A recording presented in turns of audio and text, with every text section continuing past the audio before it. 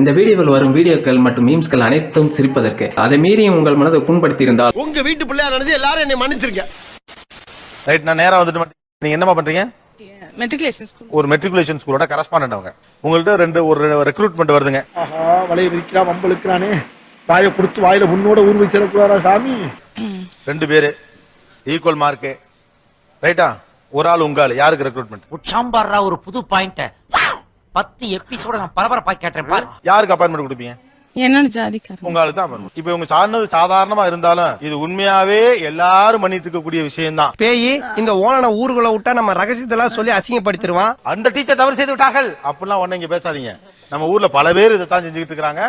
இது எல்லா மட்டத்திலையும் நடந்துட்டே இருக்கு. நீங்க வச்சதான் ரூல்ஸ், நீங்க தான் செலக்டர்ஸ், உங்க ஆளுங்க மட்டும் தான் பிளேயர்ஸ்னா அப்ப எங்களை மாதிரி சாதாரண ஆளுங்களா இது பண்றோம். ஒரு சின்ன பிரேக்குக்கு அப்புறம் பேசுவோம். ஏன்னா அவங்க தொடங்கி வச்சிருக்கிற விஷயம் சாதாரண விஷயம் இல்ல. இது ஏதோ ஒரு டீச்சரு கிராமத்துல கொடுக்கிறது கிடையாது. ஐடி கம்பெனி வரைக்கும் இது நடந்துகிட்டு இருக்கு. அப்படி பச்சையா சொல்ல முடியாது, ஒரு யூகமா சொல்லலாம். இந்த பக்கம் ஹெட்மிஸ்ட்ரஸ் ஒரு விஷயம் சொன்னாங்க. 2 பேர் தகுதியானவர்கள் இருக்கிற போது என்னுடைய ஜாதிக்காரருக்கு நான் முன்னுரிமை கொடுத்து வேலைக்கு எடுப்பேன். ஜாதியே வேண்டாம்னு அரசாங்கம் சொல்லுது, ஆனா ஜாதி சான்றிதழ் கொண்டு வான்னு பள்ளிக்கூடங்கள்லாம் சொல்லுது. என்னுடைய ஜாதிக்காரருக்கு நான் முன்னுரிமை கொடுத்து வேலைக்கு எடுப்பேன். எல்லாருக்கும் அந்த பக்கம் கோவம் வந்திருக்கலாம். அது கோவப்பட வேண்டிய விஷயம் தான். எங்க மக்கள் பாவம் சார். பிஎம்பி அப்படின்னா புவர் மெமரி பீப்புள். எதையும் சீக்கிரம் மறந்துடுவாங்க. பெண்கள் சாதி பார்க்கிறார்களா?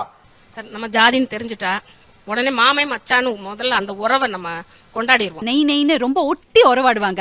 அவங்க கிட்ட கொஞ்சம் அளவா வச்சுக்கோன்னு. அதனால நம்ம ஜாதி அப்படின்னும் போது ஒரு சிலர் வெராண்டால வச்சு பேசுவோம், ஒரு சிலர் ஹால்ல வச்சு பேசலாம். அப்புறம் வந்து எல்லாரையுமே நம்ம வீட்டுக்குள்ள விட மாட்டோம். விரோதியா இருந்தா கூட வீட்டுக்கு வந்தவங்களுக்கு ஒரு காப்பி தண்ணி கொடுத்து அனுப்புறதா தமிழர் பண்பாடு. ஒருத்தர் பெட்ரூம் கூட கூட்டு போய் நம்ம பேசலாம். நீங்க ஃபாலோ பண்ணீங்களா அது வீட்ல? உங்க ஆளுங்கன்னா பெட்ரூம் வரைக்கும் அல்லது ஹால் வரைக்கும் அலோ பண்ணுங்க. ஹால் வரைக்கும் அலோ பண்ணுங்க. இல்லாட்டி நான் வெளியிலே வச்சு பேசுவேன். பழக்க வழக்கம்லாம் பஞ்சாயத்தோட இருக்கணும். பாத்ரூம் வரைக்கும் வந்துட்டு பல்லு வரைக்கிட்டு குளிச்சிட்டு சாப்பிடற வேலையெல்லாம் வச்சுக்க கூடாது, தெரியுதா? நிச்சயமா வெளியில வச்சு தான் பேசுவேன். யாரையுமே அப்படியே அலோ பண்றதே கிடையாது. ஏடா உறவுக்காரங்க வந்தா உறவைக்கு ஒரு அளவுக்கு அரிசி உன் வீட்டுல இல்ல சாப்பிடுறது சாவு முட்டாயி கொப்படிக்கிறது பண்ணீரும். நான் இன்னொன்னு வச்சுக்கிறேன். உங்களுக்கு பையன் இருக்காப்லையா? இல்ல, பையன் கிடையாது. பொண்ணுதான் இருக்காங்க. உங்க பொண்ணோட நல்ல க்ளோஸ் ஃப்ரெண்டு அல்ல உங்களுக்கே ஒரு க்ளோஸ் ஃப்ரெண்ட் இருக்காங்கன்னு வச்சுக்கோங்களேன். இவங்க குமாரி பேபி இன்னும் கல்யாணம் கூட பண்ணிக்கல. ஆமாங்க, போன வாரம் கூட 2-3 பேர் வந்து என்ன பொண்ணு கேட்டாங்க. சின்ன வயசுல படிக்கிறீங்க, ஆத்மார்த்தமான தோழி, சின்ன வயசுல இருந்து பழகும். வேற வகுப்பை சேர்ந்தவங்க, வேற ஜாதியை சேர்ந்தவங்க, அவங்கள உங்களுடைய ஹால் வரைக்கும் தான் உள்ள எல்லாம் அலோ பண்ண முடியும். 200 பெரியார் இல்ல 400 பெரியார் வந்தாலும் முடியாதுடா. எதுக்கு? உங்களை திருத்துறதுக்கு. பெஸ்ட் ஃப்ரெண்ட கூட யாரா இருந்தாலும் ஓகே. அதுவே உங்க ஜாதியா இருந்துட்டா கிச்சன் வரைக்கும் அலோ பண்ணும். என்னது ஒரு பேச்சுக்கு சொன்னா உடனே நல்ல சிறப்பா பிக்கிறாங்க. பெஸ்ட் ஃப்ரெண்டா இருந்தாலும் சின்ன வயசுல இருந்து பழகி இருந்தாலும் வேற ஜாதியா இருந்தா ஹால் வரைக்கும் தான். ஹால் வரைக்கும் தான் நிச்சயமா. ஓங்கி அரையறதுக்குள்ள ஓடி போய் உட்கார்ந்து. ஆனா அதுவே உங்க ஜாதியா இருந்தா கிச்சன் வரைக்கும் அலோ பண்ணுவீங்க. நிச்சயமா அலோ. இந்த ஐடியாவை எங்க இருந்து கத்துக்கிட்டீங்க? எல்லாம் நம்ம ஃபேமிலில எல்லாரும் அப்படித்தான். வாயை திறந்தா வண்டியா வருது, சென்சார் பிரச்சனை வரும். நான் மைண்ட் வாய்ஸ்ல திட்டிக்கிறேன். உங்க அம்மா எல்லாருமே அதே மாதிரிதான். ஆமா, உங்க ஆத்தாப்பன் பெரிய ராஜ பரம்பரை. உங்களுக்கு உங்க காஸ்ட் இல்லாம வேற வகுப்பை சேர்ந்த நெருங்கிய தோழி இருக்காங்களா? இருக்காங்க. அவங்களையும் நீங்க ஹால் வரைக்கும் தான். இல்ல நீயே இவ்வளவு கேவலமா இருக்கேன்னு சொல்ல வர்ற, ஒத்துக்கிறேன். அவங்க பேரு? ஆஹா, வலைய விரிக்கிறா வம்பளுக்குறானே. வாயை கொடுத்து வாயில முன்னோட ஊர் வச்சிடக்கூடாதா சாமி? க்ளோஸ் ஃப்ரெண்ட் ஆனா ஹால் வரைக்கும். இந்த விவரம் வந்து தெரியுமா? எப்படி தெரியும் சார்? கேவலம் நாம எல்லாம் மனுஷங்க தானே.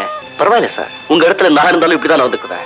ஒன்னும் அந்த அளவுக்கு அவங்கள வந்து கூட்டு வந்து நம்ம கிச்சன் வரைக்கும் புழங்குற அளவுக்கு ஒண்ணு இல்ல.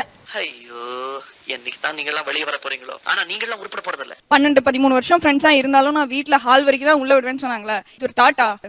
இது எவ்வளவு ஒரு மட்டமான தாட். நாங்க ரொம்ப கேவலமான ஆளு. கேவலமான ஆளுனா எந்த லெவலுக்கு இறங்கி அடிமட்ட வரைக்கும் போய் அலசுவோம்.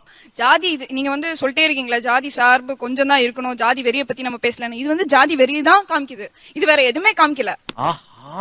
என்னையவே சிந்திக்க வச்சுட்டானே. இவங்க வந்து என்ன சொல்றாங்க, நான் வந்து மத்தவங்களை யாரையும் எதுவும் பண்ண விட மாட்டேன், என் குழந்தைங்க அவங்க எப்படி வேணா வளரலாம்னு சொல்றாங்க. எந்த வீட்டுல சார் அவங்க குழந்தைங்களை அவங்க விருப்பப்படி வளர வைக்கிறாங்க? கவலையே படாதீங்க, காதலுக்காக உயிரே குடுத்து.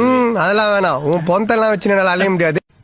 நாங்க இப்படி இருப்போம் அப்படின்னா இதுதான்ப்பா நம்ம குடும்பம், நம்ம குடும்பத்துல இதெல்லாம் நடக்கணும் அப்படின்னு சொல்லி ஒரு சர்டன் ஏஜ் வந்தோடனே எல்லாரும் சொல்லி விட்டுறாங்களா? இதெல்லாம் நீங்க கேக்குறீங்க? என்கிட்டயும் சொன்னானுவலே. இவங்க அவங்க பையனுக்கோ பொண்ணுக்கோ அதை சொல்லி கொடுப்பாங்க. நம்ம சமூகத்துல என்ன சொல்லிட்டு இருக்கோம், ஜாதி தேவையா தேவையில்லான்னு எந்த யங்ஸ்டர்ட்ட வேணா கேளுங்க சார், ஜாதி தேவையில்லைன்னு சொல்லுவாங்க. எனக்கு இந்த ஜாதி பத்தி பேசினாலே பிடிக்காது. வெள்ளைக்காரன் காந்தியை பார்த்தா சுதந்திரம் கொடுத்தான், ஜாதி பார்த்து கொடுக்கல. இவங்க திருப்பி திருப்பி திருப்பி நாங்க எங்களுக்குள்ளாரே எப்படி இருக்கோம் எங்களுக்குள்ளாரே எப்படி இருக்கோம் நான் எதுக்கு இருக்கணும்? அது சரி, அவங்க நம்ம வாயை பார்த்து வருஷக்கணக்கா பழகிட்டாங்கல்ல, கண்டுபிடிக்கத்தானே செய்வாங்க. ஏன் ஒரு பர்சனல் 10 வருஷம் 15 வருஷம் இருக்கக்கூடிய ஃப்ரெண்ட வந்து சமைக்கட்டு வரைக்கும் விட்டா என்ன ஆயிருப்போகுது? அதனால நீங்க என்ன இழக்குறீங்க? எதுவும் ஆகுறது இல்லல்ல. அவன் வேணா வரணும்டா. டேய், வரணும்ங்கிறது கொடியில மட்டும்தான்டா இருக்கணும், மக்கள் மனசுல இருக்கப்படாதா. அவன் வேற ஜாதிடா. நீங்க ஜாதி வேணான்றீங்க. ஆமா, ஆனா அது இல்லாம என்ன இருக்கு உலகத்துல? எதுவுமே கிடையாதுப்பா. யார் சொன்னா? பரமசிவம் கவுண்டர் சார். யார் சொன்னா? உங்களுக்கு என்ன வயசுமா? எனக்கு 53. 53. 53 வருஷத்துல உங்க ஜாதினால உங்களுக்கு என்ன கிடைச்சிருக்கு? அது நீ இப்படி எங்களை மடக்கவே நான் எதிர்பார்க்கவே இல்ல. இதனால நான் வந்து இதை அச்சீவ் பண்ணிட்டேன், என் லைஃப்ல இதை மறக்கவே முடியாதுன்னு சொல்லி உங்களுக்கு என்ன கிடைச்சிருக்கு? பாயிண்ட். இதுக்கு தான் நீங்க பஞ்சாயத்துக்கு வேணுங்கிறது. கொக்கி போட்டுல பிடிக்கிறீங்க. எனக்கு ஒரு மரியாதை அந்தஸ்து என்னோட மரியாதைங்கிறது வந்து ஜாதினால வர்றது கிடையாதுமா. எப்படி இருக்கோங்கிறதுல தான் இருக்கு. படிக்காத காமராஜர் சாதிச்சதை விட படிச்சவன் எவனும் சாதிச்சது இல்ல. மரியாதை ஒரு ஜாதினால தான் எந்த விஷயத்தையும் சாதிக்க முடியும். புரிஞ்சுக்கங்க. அது வந்து உங்களோட அறியாம. ஏன்டா இப்படி மூட நம்பிக்கையில மூழ்கி கிடக்கிறேன்? இந்த மாதிரி நீங்க இருக்க போய் தான் இந்த காலத்துல குடும்ப வன்முறை, பாலியல் தொந்தரவு, இந்த மாதிரி விஷயங்கள்லாம் இந்த இளைய சமுதாயத்துல ஏன் வந்துச்சு? இல்லை, நீ என்ன விளக்கம் சொன்னாலும் அதை ஏற்றுக்கொள்ள என் மனம் மறுக்கின்றது. உதைப்பதற்குள் ஓடிவிடு. இந்த பாரம்பரியத்தையும் இந்த பழக்க வழக்கத்தையும் நீங்க மாத்தணும் நினைக்கிற போதுதான் எல்லா விஷயங்களுமே வந்துச்சு. ஒத்துக்கிட மனசு இல்லனாலும்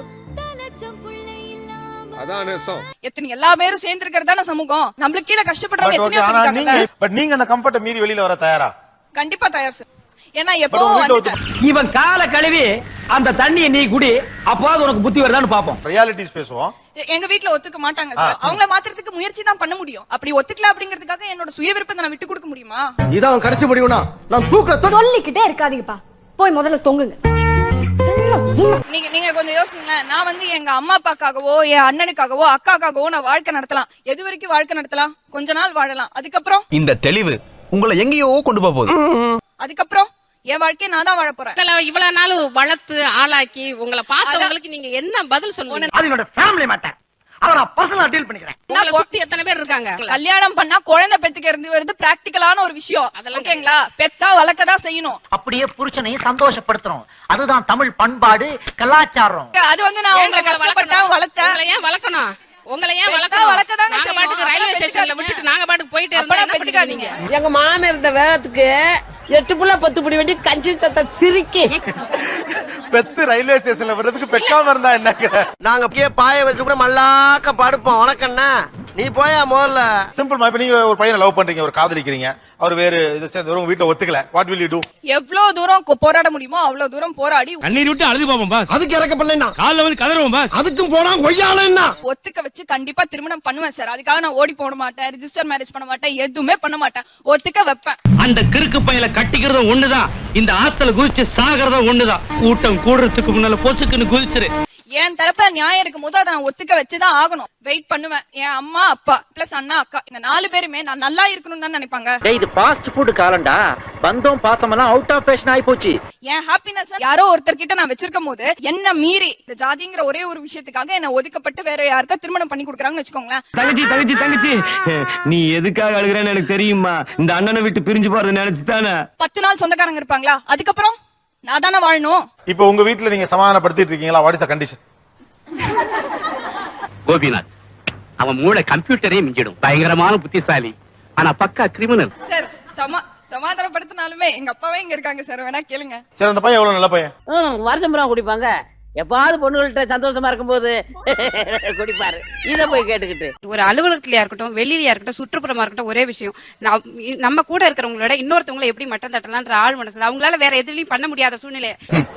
ஒருத்தனை கலாய்க்கணும் அசிங்கப்படுத்தினா மட்டும் உங்களுக்கு எங்க இருந்து தான் வருதுன்னு தெரியல இந்த ஹியூமர் சென்ஸ். ஒருத்தவங்க 4 பேர் ஒர்க் பண்ற ஒரே ஒரு சின்ன ஒரு இடத்துல அவங்களை விட என்னால திறமையா என்னால வெளிப்படுத்த முடிய ஒரு விஷயத்தை தேடுறாங்க. என்ன எந்த இடத்துல தட்டலாம், என் ஜாதி அந்த இடத்துல நிக்குது. உங்களை எல்லாம் திருத்துறதுக்கு 100 பெரியார்ஸ் வந்தாலும் முடியாதுடா.